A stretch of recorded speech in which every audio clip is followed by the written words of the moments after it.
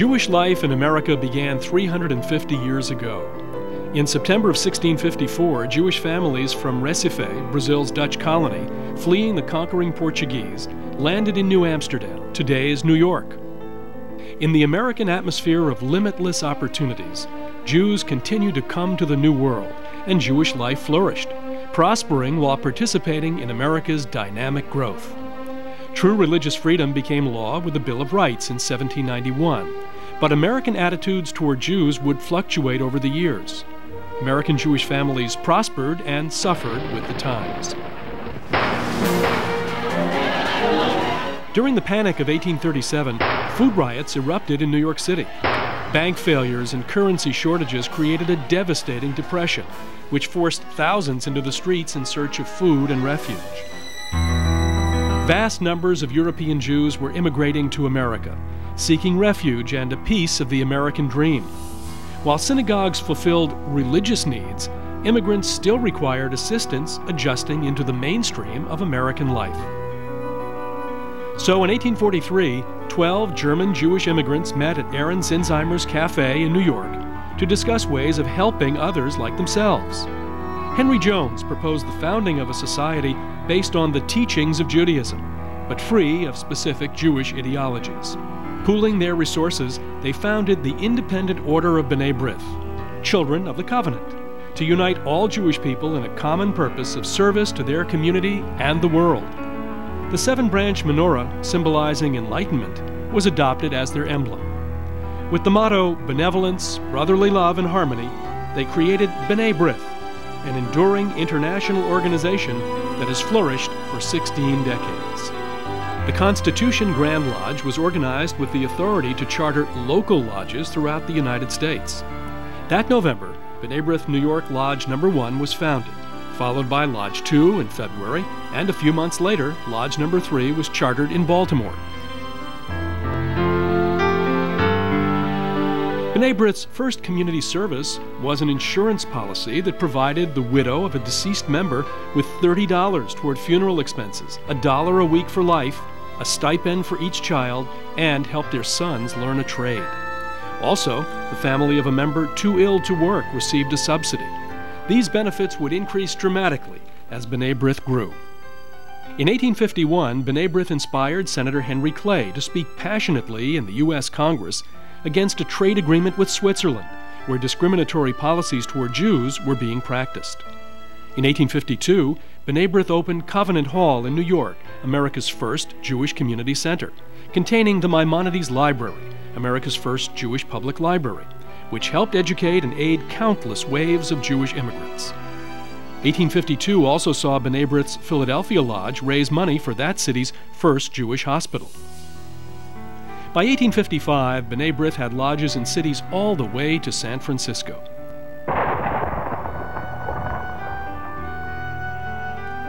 In 1861, responding to Abraham Lincoln's appeal for volunteers, Chicago's Ramah Lodge recruited and equipped a company of Jewish soldiers, beginning B'nai B'rith's distinguished record of war service.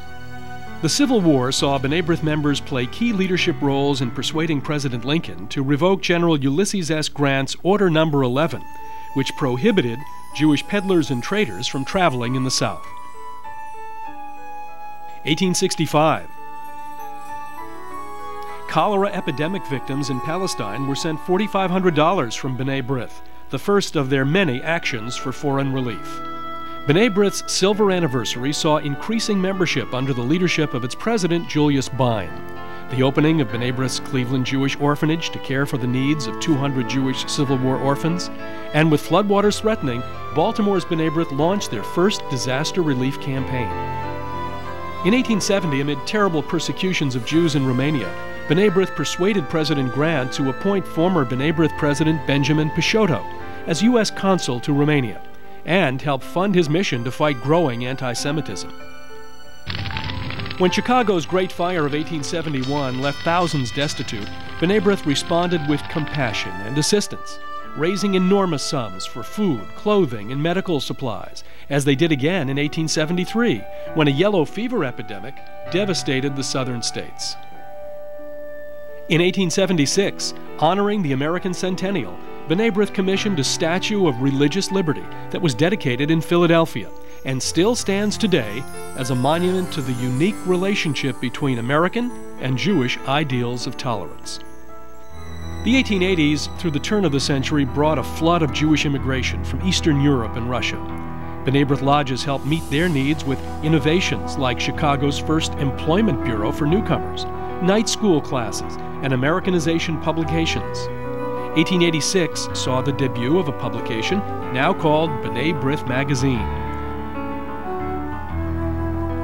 Plus, the YMHA in Atlanta, a technical school in San Francisco, and a junior B'nai B'rith lodge in Vicksburg. B'nai B'rith's disaster relief efforts aided victims of the Johnstown flood and Jewish farmers in the Dakota drought of 1888.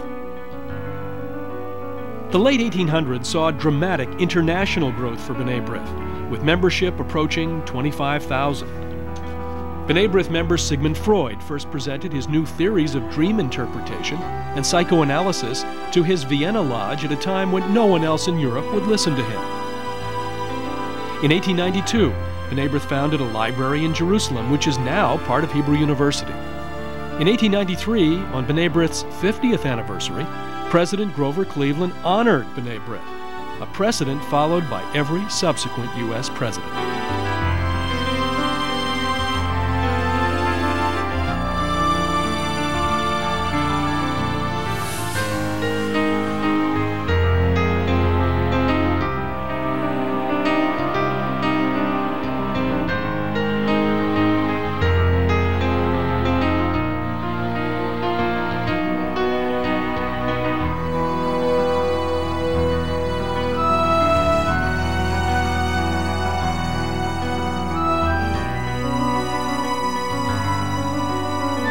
1895 saw new B'nai B'rith lodges added, including an auxiliary lodge for women in Cincinnati. And in 1899, B'nai B'rith founded the National Jewish Hospital in Denver to provide free care for tuberculosis patients. The 1900s was a century of service for B'nai B'rith, providing aid to poverty-stricken victims of pogroms in Europe, as well as sufferers of natural disasters, resettling thousands of immigrants west out of New York, helping European Jews escape persecution and gain admittance into the U.S., and influencing the U.S. government to intervene on behalf of human and Jewish rights in the Balkans. In 1913, prompted by the lynching of B'nai B'rith Georgia Lodge President Leo Frank, the Anti-Defamation League of B'nai B'rith was established to fight anti-Semitism. That same year, President William Howard Taft received the B'nai B'rith Medal for his intervention on behalf of oppressed Jews in Russia. During World War I, B'nai B'rith sold vast numbers of Liberty Bonds, set up recreation rooms outside military training camps, and contributed equipment to the Red Cross, founded by B'nai B'rith member Adolphus Solomons, together with Clara Barton. In 1918, marking the end of the war and the celebration of B'nai B'rith's 75th anniversary, a special flag was dedicated to honor over 3,200 B'nai B'rith members who served in the armed forces. In post-war Europe, B'nai B'rith founded orphans' homes and fed 2,500 meals per day at their soup kitchen in Bucharest, while ADL gained visibility in its fight against growing anti-Semitism in the United States. The 1920 B'nai B'rith Convention in Cleveland adopted 600 Jewish war orphans in Europe and officially recognized their auxiliary lodges for women, later known as B'nai B'rith Women. As America's B'nai B'rith aided Jewish immigrants in Mexico, Poland's large B'nai B'rith lodge helped Colorado flood victims, Ohio tornado victims, and Jews in Germany. In 1923, Rabbi Benjamin Frankel created the Hillel Foundation at the University of Illinois to counter discriminatory policies against Jewish students.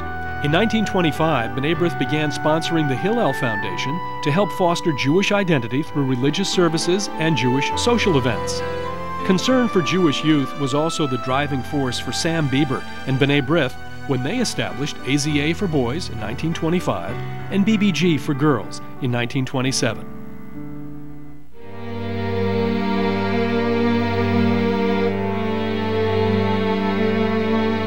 The next 2 decades and the coming Holocaust would prove extremely challenging for B'nai B'rith.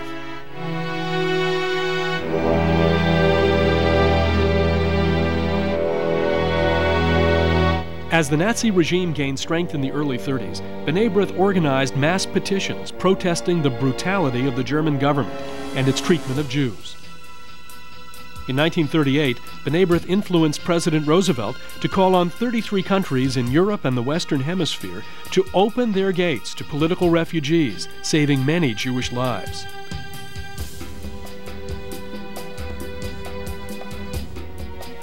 And to help fight discrimination against Jews in the U.S. job market, B'nai B'rith formed the Vocational Service Bureau.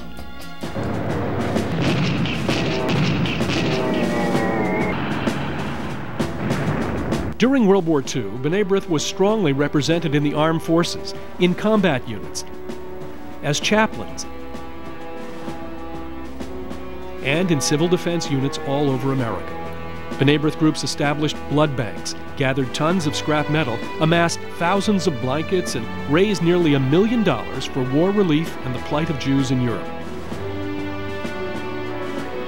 As B'nai B'rith celebrated its first century of service in 1943, its primary goals were to save Jews, assist them in the aftermath of war, and help build a Jewish Palestine. In 1948, B'nai B'rith helped shape public opinion towards formation of the State of Israel, and B'nai B'rith member Eddie Jacobson influenced his friend President Harry Truman to recognize the Jewish state.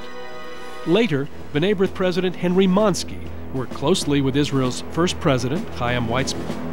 B'nai B'rith provided Israel with shiploads of support, established recreation centers for Israeli war veterans, founded a desperately needed home for children, and sold more Israel bonds than any other organization. Since 1948, B'nai B'rith has had a full-time presence at the United Nations and continues today as a strong advocate of Israel and a representative of Jewish interests worldwide. In that same decade, the AZA and BBG organizations, symbols of the future, combined to form the B'nai B'rith Youth Organization, and BBYO has helped train countless young Jewish leaders.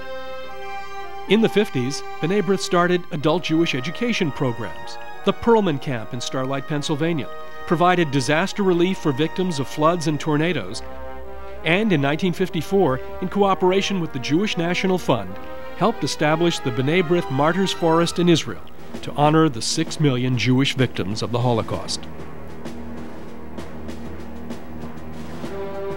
B'nai B'rith President and AZA alumnus Philip Klutznick helped strengthen ties with U.S. presidents, served at the UN, and helped memorialize the Detroit Pisgah Lodge's 100th anniversary at the B'nai B'rith Martyrs Forest.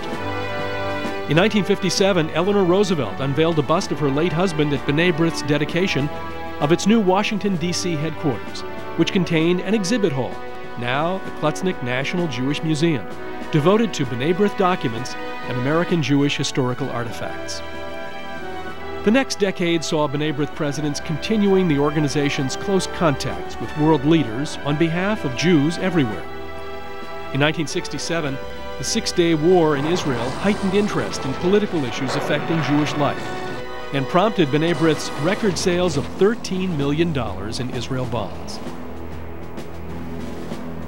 At the outbreak of the Yom Kippur War in 1973, B'nai B'rith praised the U.S. administration for its courage in supplying arms to Israel in its hour of need. Also in the 70s, B'nai B'rith groups actively protested against the treatment of Jews in the Soviet Union, started a library in Jerusalem, the Bieber Camp in Wisconsin, and began their successful low-rent senior citizen housing developments. In 1980, the important B'nai B'rith World Center in Jerusalem was established to serve as a bridge linking the Jews of Israel with other Jews worldwide. And in the decades that followed, B'nai B'rith has continued its record of achievements and innovations to help fight anti-Semitism, champion human rights, support medical research and treatment, and provide disaster relief in times of crisis. In this, our 160th anniversary year, we also celebrate our second anniversary in our new and beautiful home on K Street in downtown Washington, D.C. The K Street location is the perfect hub in which to forge ahead in the key areas of Jewish life and public policy. With members in over 50 countries, B'nai B'rith is still dedicated to service and to helping shape a changing world. In 2003, B'nai B'rith, a non-governmental organization, NGO, that had been accredited to the United Nations since 1945, met with the UN Human Rights Commission, chaired then by Libya. We were influential in pressing for a vote that resulted in favor of a resolution making anti-Semitism a violation of human rights. And on the humanitarian front, we are a force for good in the world. Jewish communities in Latin America are in dire straits, and as an organization, B'nai B'rith in both Latin America and the United States are doing as much as possible to provide relief. Of the 200,000 Jews living in Argentina, some 70,000 live below the poverty line.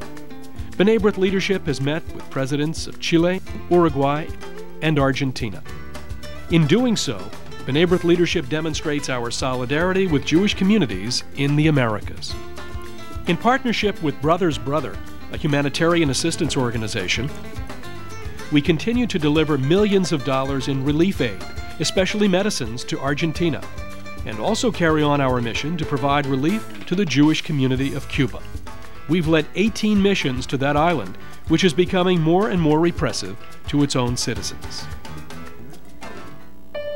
2003 also saw B'nai B'rith begin a new program called Camp Passport, a summer camping experience for children who have been affected by terrorism in Israel. We provided Israeli youngsters with full scholarships, including airfare, giving them 4 weeks in a world of beauty, fun, love, and camaraderie with North American Jewish children in one of our 2 summer camps in the mountains of Pennsylvania.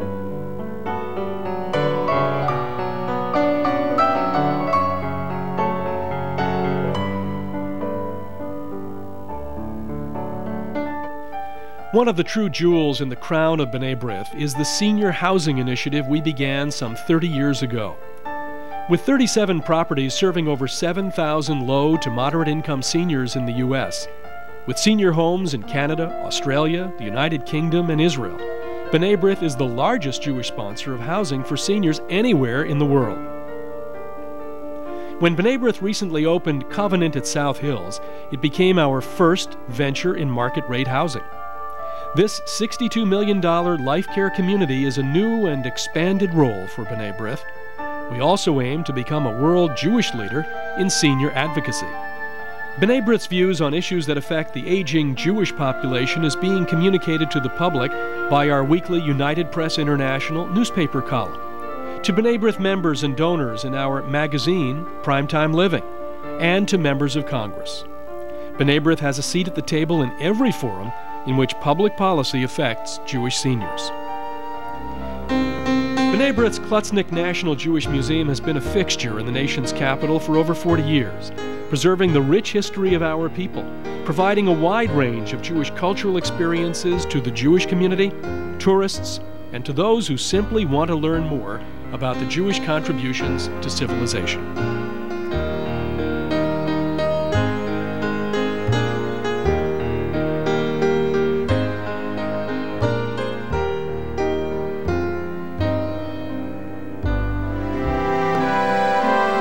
After 160 years, we've weathered the storms, changed with the times, and yet we've managed to keep our core values and best traditions. Helping people in need, wherever and whenever that need arises.